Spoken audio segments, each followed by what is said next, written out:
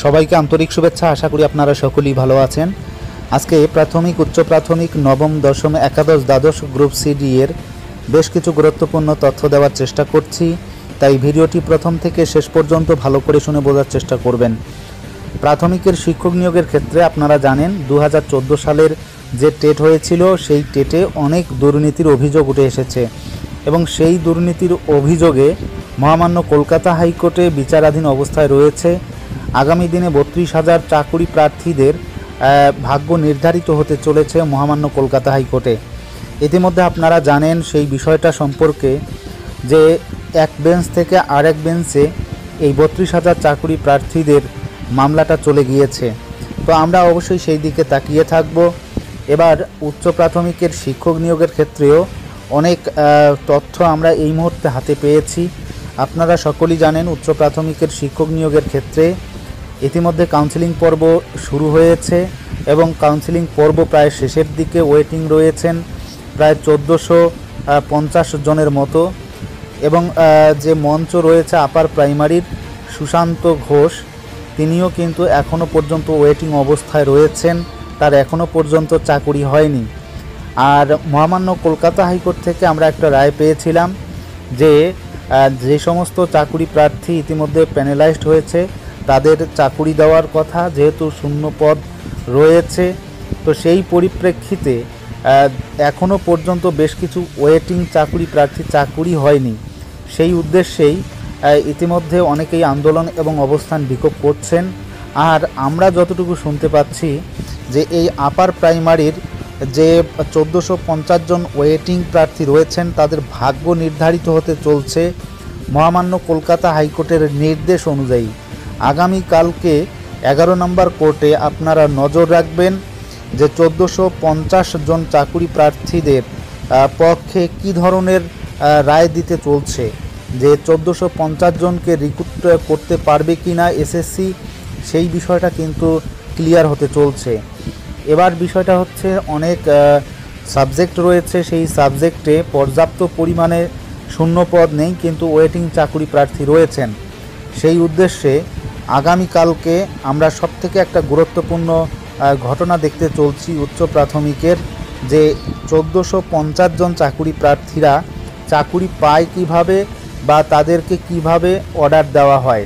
ইতিমধ্যে আমরা শুনেছিলাম 1400 যে সমস্ত চাকুরি প্রার্থী সেই সময়ে প্যানেলাইজড ছিলেন, সেই প্যানেলাইজড চাকুরি প্রার্থীদের চাকুরি দেওয়ার নির্দেশ দিয়েছেন মহামান্য কলকাতা হাইকোর্ট। তো এখনও পর্যন্ত সকলের চাকরি হয়নি। তো এই উদ্দেশ্যে মহামান্য Kolkata high court super numerary post create করতে বলবে কি না সেটা কিন্তু এই মুহূর্তে বড় প্রশ্নচিহ্ন। এখন সুপার নিউমারারি পোস্ট যদি ক্রিয়েট করা হয় তাহলে আগামী দিনে যে ইন্টারভিউয়ের 15 দিন আগ মুহূর্ত পর্যন্ত সমস্ত শূন্যপদ সংযোজন করার কথা, তাহলে সেই প্রসঙ্গও কিন্তু উঠতে পারে। এই জন্য সবথেকে গুরুত্বপূর্ণ কালকের হিয়ারিংটা হতে চলছে। আমরা 11 নম্বর কোর্টে অবশ্যই নজর রাখব। কলকাতা হাইকোর্টের 1450 জনের ভাগ্য নির্ধারিত হতে চলছে। তো এই হচ্ছে উচ্চ প্রাথমিকের শিক্ষক নিয়োগ। এছাড়াও উচ্চ প্রাথমিকের শিক্ষক নিয়োগের আরও অন্যান্য মামলা রয়েছে, তবে গুরুত্বপূর্ণ মামলাটার দিকে আমাদের নজর রাখা উচিত। তো অবশ্যই আমরা কালকে এর কি হয় আপনাদের জানিয়ে দেওয়ার চেষ্টা করব। এবং সবথেকে আরেকটা গুরুত্বপূর্ণ কথা বলা দরকার, অনেকেই জিজ্ঞাসা করেছেন যে সুশান্ত ঘোষ, যিনি আপার প্রাইমারি চাকুরি প্রার্থী মঞ্চের সভাপতি, তিনি নাকি কন্টেম্প্ট মামলা করেছেন। কন্টেম্প্ট মামলা যদি করেন তাহলে তো আগামী দিনে যে সমস্ত চাকুরি প্রার্থী রয়েছেন ওয়েটিং, তাদের ভালো হবে কি মন্দ হবে।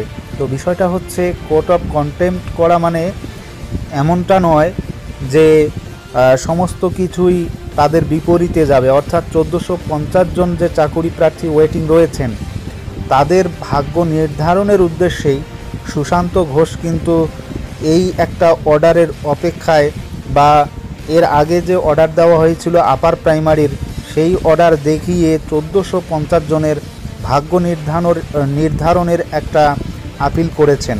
তো অবশ্যই আমরা আগামীকালকে এই বিষয়টা দেখার জন্য অপেক্ষা করব। তো এদিকে আমরা নবম থেকে দ্বাদশ শ্রেণীর শিক্ষক নিয়োগের ক্ষেত্রে আমরা আগামীকালকে সবথেকে একটা গুরুত্বপূর্ণ নোটিশ পেতে চলছি যে কিভাবে রিক্রুটমেন্ট করবে নবম থেকে দ্বাদশ শ্রেণী গ্রুপ সিডি। এবার আপনারা জানেন সুপ্রিম কোর্টে ইতিমধ্যে এই যে সমস্ত চাকুরি প্রার্থী ছিলেন 2016 সালের 26,000 চাকুরি প্রার্থী, তাদের চাকুরি বা তাদের প্যানেলটা পুরো ক্যান্সেল করে দেওয়া হয়েছে। আর সেই জন্যই আগামীকালকে যে নোটিশ দেওয়া হবে সেই নোটিশটা হচ্ছে নতুন করে পরীক্ষা নেবে এসএসসি। এখন এই জায়গায় একটা বড় প্রশ্ন চিহ্ন যে ফ্রেশাররা কি এই নবম থেকে দ্বাদশ শ্রেণীতে বসতে পারবে না সেই সময়ে, অর্থাৎ 2016 সালে যারা অ্যাপ্লিকেন্ট ছিলেন তারাই শুধু বসতে পারবে। তো এই বিষয়টা আগামীকালকে ক্লিয়ার হবে। আমরা যতটুকু শুনেছি রাজ্য সরকার চেষ্টা করছে ফ্রেশারদের সঙ্গে নিয়ে রিক্রুটমেন্ট প্রসেস চালানো। তো এই বিষয়টা আইনসঙ্গত কতটুকু সেটা সময়ের অপেক্ষা। যদি 2016 সাল ব্যতীত অন্য কোনো চাকুরি প্রার্থী অর্থাৎ ফ্রেশ কোনো চাকুরি প্রার্থীদের পরীক্ষায় বসতে দেয় তাহলে কিন্তু পুনরায় মামলা হতে পারে, সেই দিকটা কিন্তু লক্ষ্য রাখা উচিত। আর যদি মহামান্য কলকাতা হাইকোর্ট মহামান্য সুপ্রিম কোর্ট যদি এই বিষয়টা প্রাধান্য দেয় অর্থাৎ ফ্রেশারদের বসতে দেয় পরীক্ষায়, তাহলে সেখানে আর কোনো বাধা থাকতে পারে না।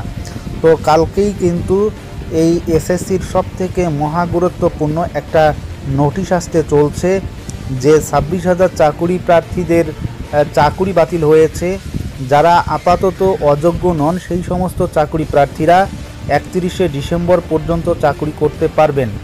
তো সেই উদ্দেশ্যে যে সমস্ত চাকুরি প্রার্থী ইতিমধ্যে বিভিন্ন ধরনের চিন্তাধারা করছেন, তো আমি তাদের কাছে বিশেষ অনুরোধ করব আপনারা পড়াশোনা করুন। সেই সঙ্গে অনেকেই বলছেন যে আন্দোলন এবং অবস্থান বিক্ষোভ করবেন, তারপর তারা এই যে যোগ্য প্রার্থী তাদের চাকরিটা পুনরায় ফিরিয়ে পাবেন। তো এই বিষয়ে আমি যেহেতু আইন সম্পর্কে ততটা অবগত নই, কেননা এখনও পর্যন্ত রিভিউয়ের মামলাটা রয়েছে, সেটা এখনও পর্যন্ত নিষ্পত্তি হয়নি বা সেটা দেখা হয়নি, তাই এই বিষয় সম্পর্কে আমি বলতে পারবো না। সুতরাং যেহেতু কালকেই নোটিশ জারি করছে, তাই আমি অনুরোধ করব যারা এই 2016 সালের অ্যাপ্লিকেন্ট ছিলেন চাকুরিতে বসার জন্য চিন্তাধারা করছেন, অবশ্যই পড়াশোনা করুন। তো এই হচ্ছে প্রাথমিক থেকে নবম, দশম, একাদশ, দ্বাদশ এবং গ্রুপ সিডি এর সবথেকে গুরুত্বপূর্ণ তথ্য। এবার নবম থেকে দ্বাদশ শ্রেণীর পরীক্ষার যে ধাঁচ সেটা কেমন হতে চলছে। আমরা 2016 সালে দেখেছি যে 55 নম্বরের এমসিকিউ হয়েছিল, কিন্তু আরেকটি বিষয় শুনছি যে 2 নম্বরই সম্ভবত হতে পারে, অর্থাৎ লিখিত পরীক্ষা হতে পারে। তো এটা যদি লিখিত পরীক্ষা হয় তাহলে 2016 সালের গ্যাজেটকে ভায়োলেট করা হবে। তো এই বিষয় নিয়েও কিন্তু জোর সংশয় চলছে, আলোচনা চলছে। তো আমরা অবশ্যই জানিয়ে দেব যে কিভাবে পরীক্ষাটা হবে, এমসিকিউতে হবে না 2 নম্বরিতে হবে। তো যা হোক, আজকের ভিডিও এ পর্যন্ত। সকলেই ভালো থাকবেন, সুস্থ থাকবেন, ধন্যবাদ।